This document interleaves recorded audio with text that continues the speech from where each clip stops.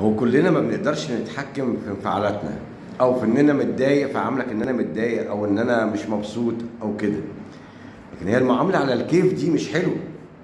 يعني حضرتك النهارده نازل من بيتكم، مراتك ضرباك بالجزمه او ولادك معكنين عليك، فتقابلني في الشارع بوش كشري، اسلم عليك واهزر زي ما بهزر كل يوم، ما تقبلش وتمشي.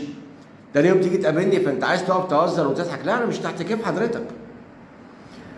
هو مش من المفترض ان انا ابقى تحت كيفك لما انت بقى فايق ورايق نهزره ونضحكه ونسلمه، مش فايق ورايق تعدي من جنبي ما تسلمش عليا.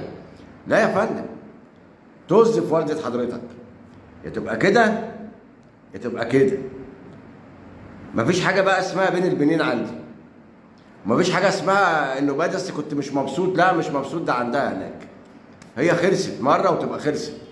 هو ده المفروض التعامل ما بين البشر. مفيش حاجه اسمها انا سامح اسامح، او انا ام سامح انا مالي وانت الدنيا حلوه عندك. لا يا فندم، المعامله دي معامله مش حلوه وبتخلي الناس تركبك. ما تعملهاش مع اي حد. إن كان اي حد في الدنيا ما ينفعش تعامله بمزاجه او بكيفه او ان هو راضي عنك او مش راضي عنك. لا يا فندم، هي غلطه وشكرا. هو مش مراتك ولا عيالك. لازم يبقى عندكم كلكم المبدأ ده عشان كله يحترم بعضه وكله يحترم التاني. يتوب علينا ربنا.